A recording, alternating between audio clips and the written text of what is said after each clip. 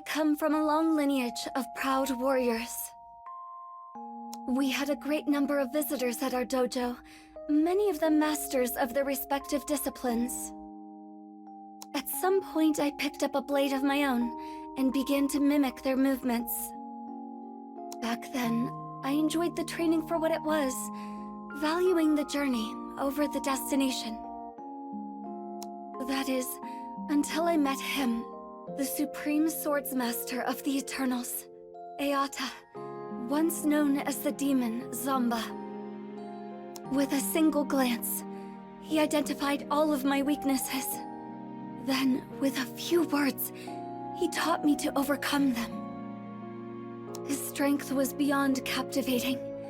I even eavesdropped on a conversation between him and my father, and discovered we were distant relatives. I was elated. For some time, he continued to train at our family dojo. I took every opportunity I could to learn from him, following him wherever he went. I ate whenever he ate. I committed all his mannerisms to memory. However, with the exception of our first encounter, he never acknowledged me. After all, he yearned for nothing more than strength. Why pay heed to a weakling, such as myself? So I vowed to become stronger. I would soar so high, he'd have to see me. I dedicated myself to training, begrudging even a single moment of respite. The blade was everything to me. And eventually, there was no disciple at the dojo who could come close to rivaling my skill. That was around when he vanished. In the blink of an eye, he was out of my life. He spoke not another word to me, nor called me by name.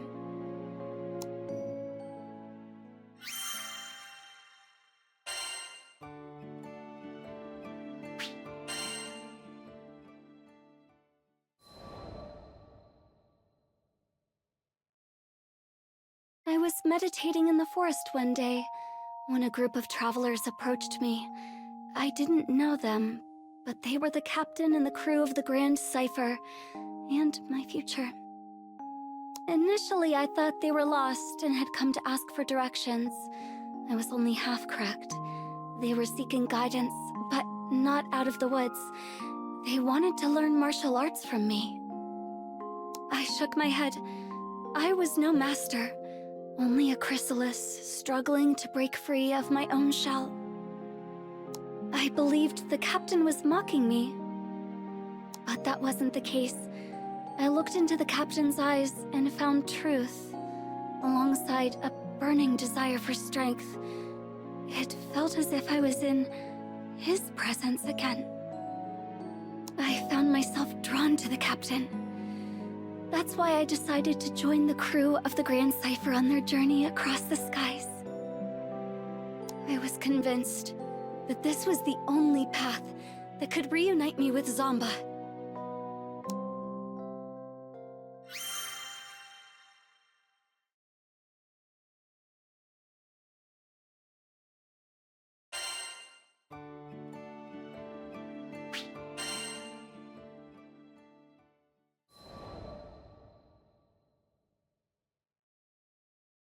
One day, I encountered an adorable Harvan girl at a local market. I'd already finished my shopping, so I decided to accompany her to a nearby cafe for tea and conversation. Upon parting, I asked for her name. She proudly introduced herself as Fief, one of the 10 Eternals. I had heard that Zomba once cared for a child of the same name.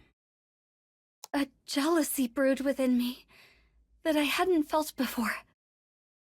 Zomba had taken notice of her, yet he never once acknowledged me during our time together.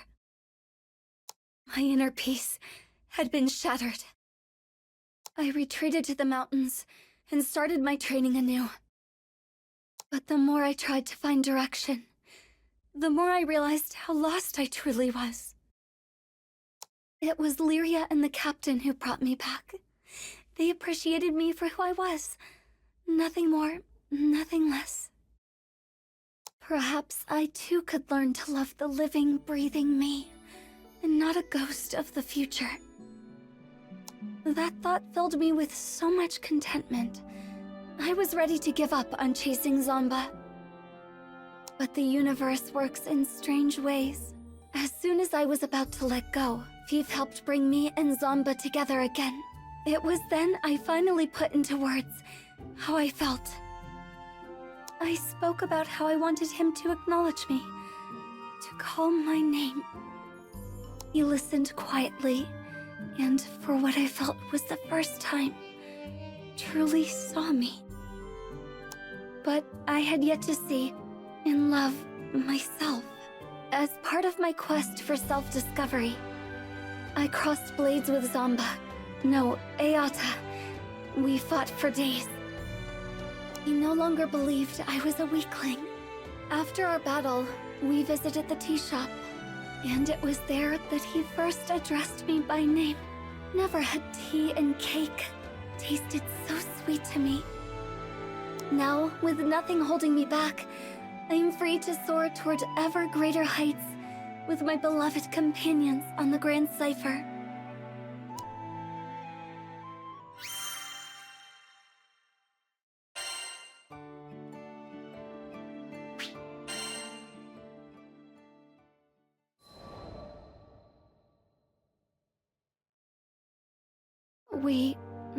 I had failed that day at the Hail Wind Altar.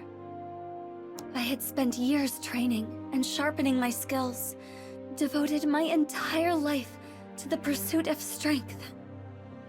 But in that moment, it all amounted to nothing. Our experiences in Zega Grande had planted a seed of doubt in my mind. Over time, it grew, dense and wild as a jungle, choking me with a sense of helplessness like I'd never felt before. I wasn't able to protect Lyria or the captain. I had found my identity as a big sister, as a guardian, but now that I'd failed, who was I? I thought about resuming my training, but I couldn't afford to isolate myself like that. What if something were to happen while I was away? Then, the solution came to me. Whenever the captain was about to take on a dangerous mission, I would complete it first. That way, I could train myself and protect the crew in one fell swoop. I was too blind to see that despair had clipped my wings and chained me once again to the past.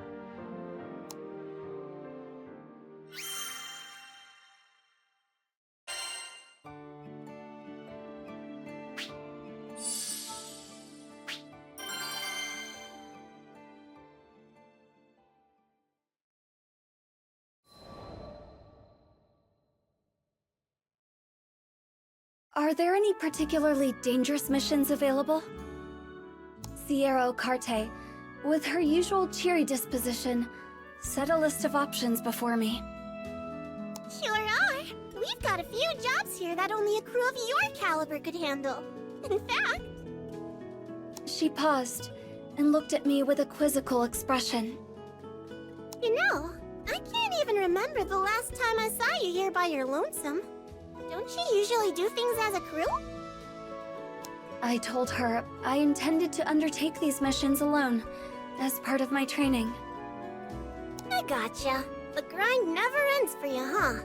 Just don't push yourself too hard, you hear? I nodded, only half acknowledging Sierra's words. After deciding upon a venture, I chartered a small carrier vessel which would take me to a nearby island. As the ship was tossed about the turbulent winds, I closed my eyes and looked for peace within. This is for their sake, as well as mine.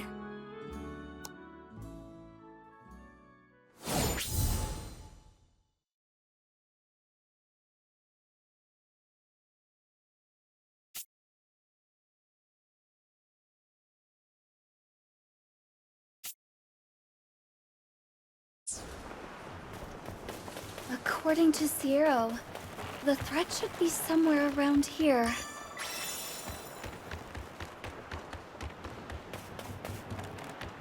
I sense great evil. Just a little farther.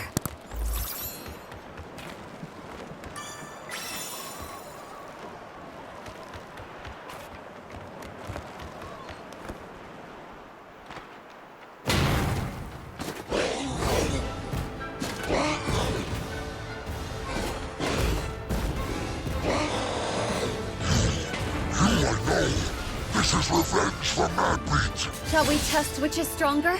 Your shield or my shield? Worthless. But it's not over yet. I will not rest while evil runs free.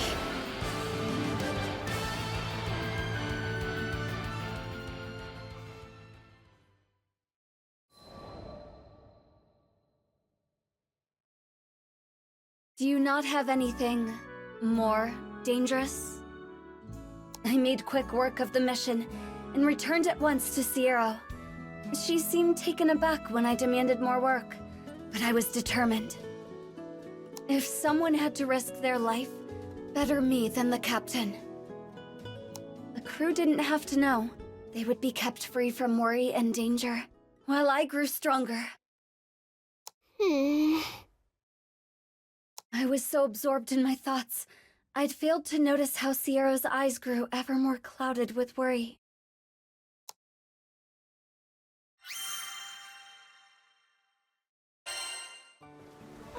We've got lunch specials, good food, good prices. Come to view the requests?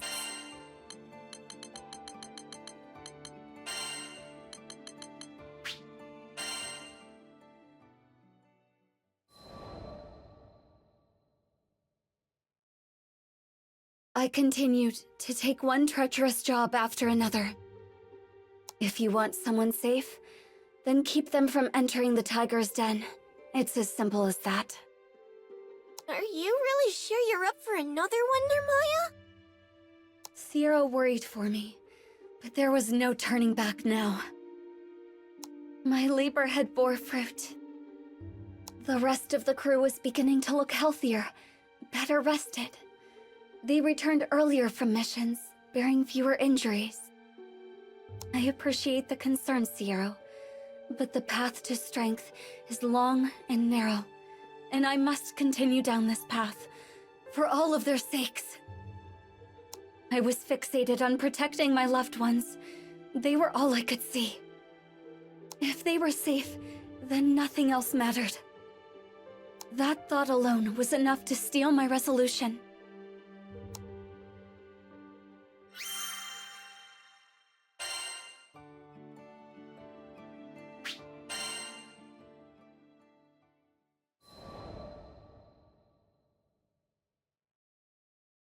On days without work, I would meditate on the deck of the Grand Cipher. One day, the voice of Vern broke through my meditations. I don't know. She looks pretty wound up. Wouldn't she usually have dozed off by now? I'm telling ya, something's going on.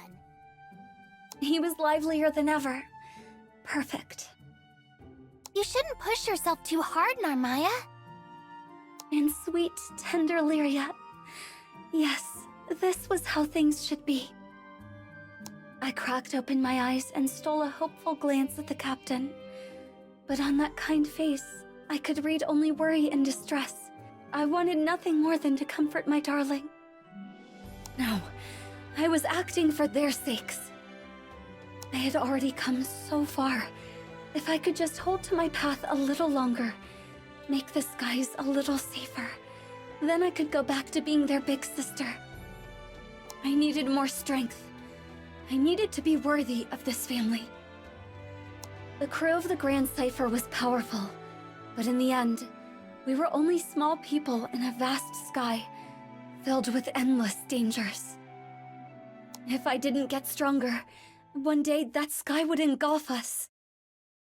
I had to protect them. I could protect them. All I was lacking was time.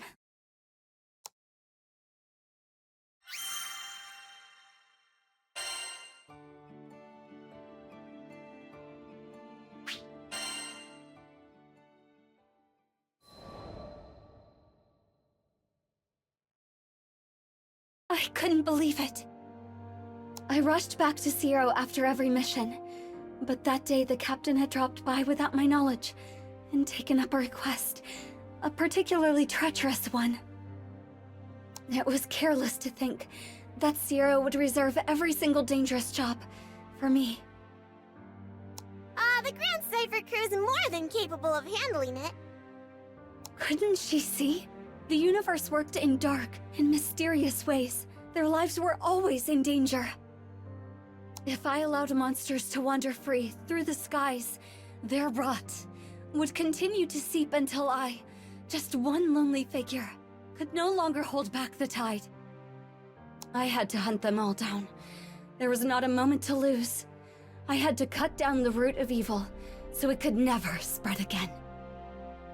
I would not kill out of malice, nor did I seek meaningless violence. But when weighing the lives of my loved ones against the lives of these beasts, the answer was clear.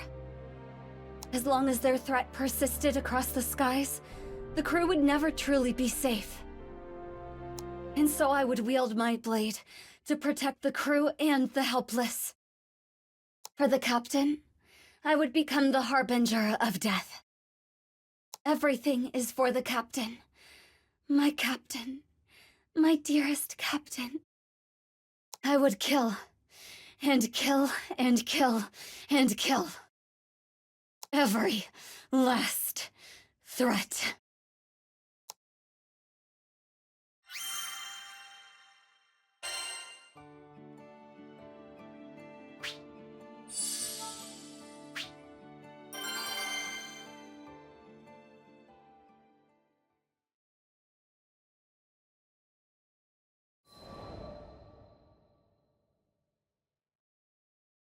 I found the largest known monster's den in this skydom, and began my hunt. Die, for the sake of the skies, and my captain. My blade cut through flesh and bone. Again, again, again and again. And soon, time lost all meaning. How long was I there? Perhaps 3. Or even 4 days. My grip went numb, my vision blurred, my body grew heavy. But I couldn't stop. Not here. With these hands, I would deliver my loved ones. Even if it meant steeping them in blood.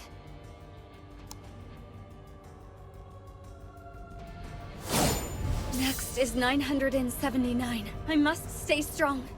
For the captain. Spread your wings.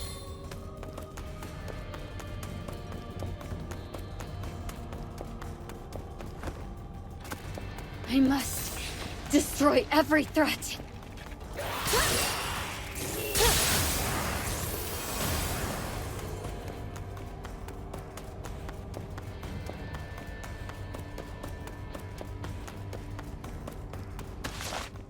They must all be eliminated.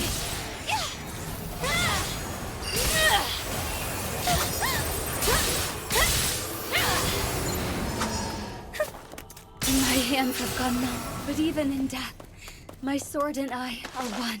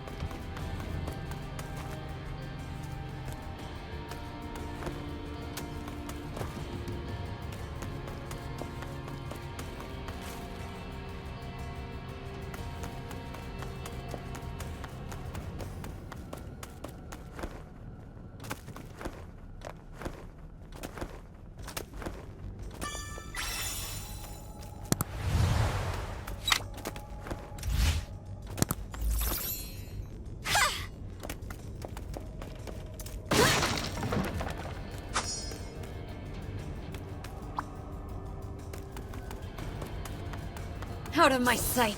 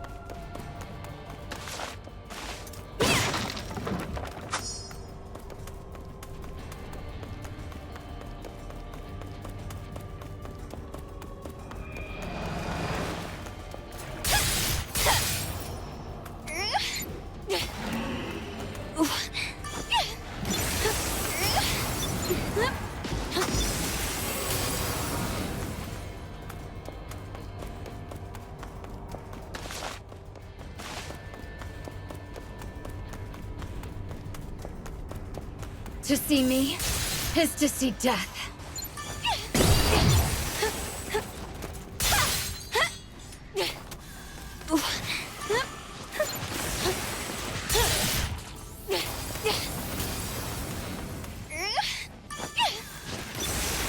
999. There's more above me. I can feel it.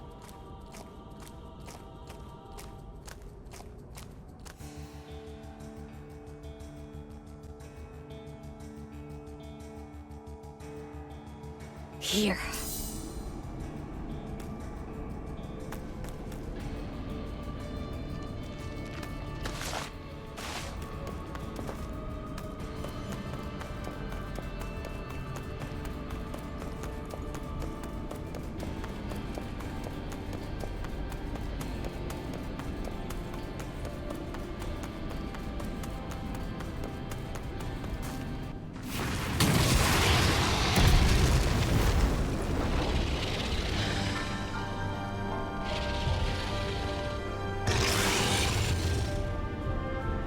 You have breathed your last.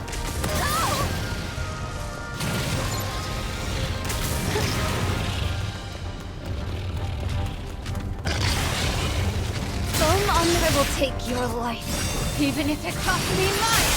Not 1,000. I finally did it. Wait. There's more of them. Impossible.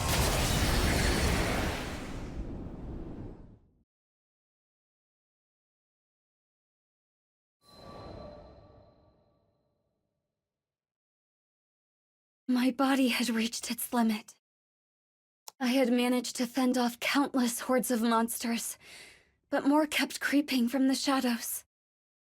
I summoned the last of my strength for one final swing. Then my sword clattered to the ground. Darkness.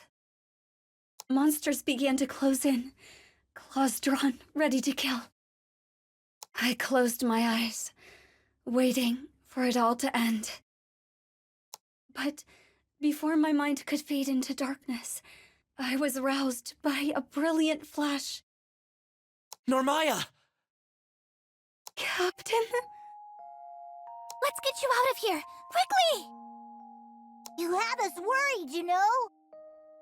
Vern, Lyria too? The captain took my hand, but I couldn't leave yet. I had to finish the job. Narmaya, I'm so sorry we didn't notice what you were going through sooner. My heart plunged. I should have been the one apologizing.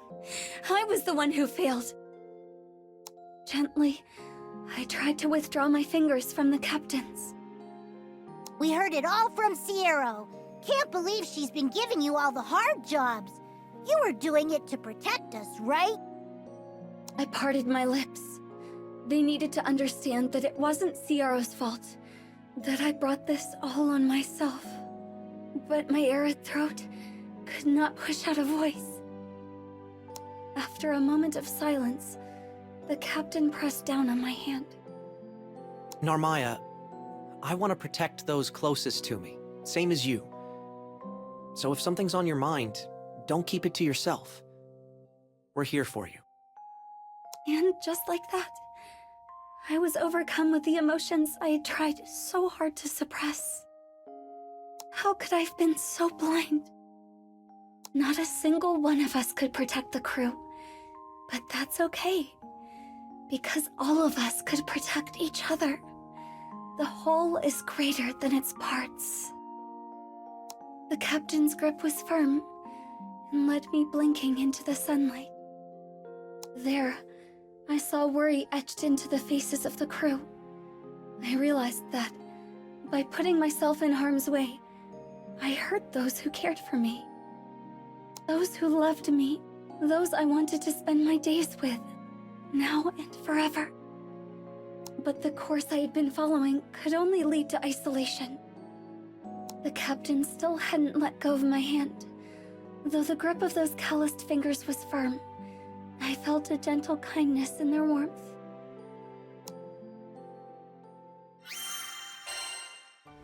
All right. Hello there.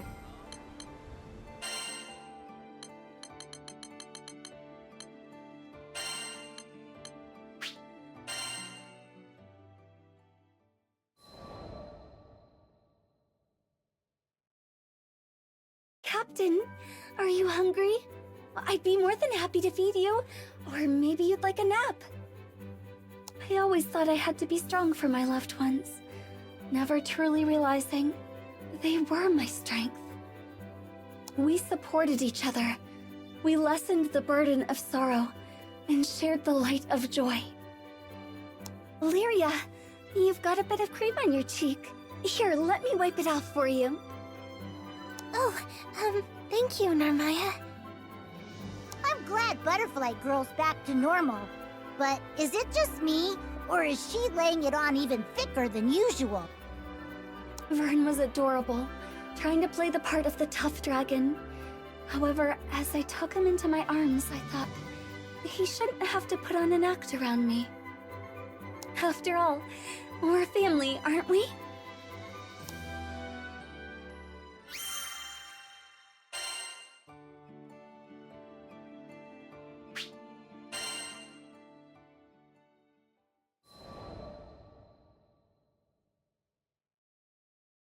On a bright, quiet day, I had a sparring match with the captain.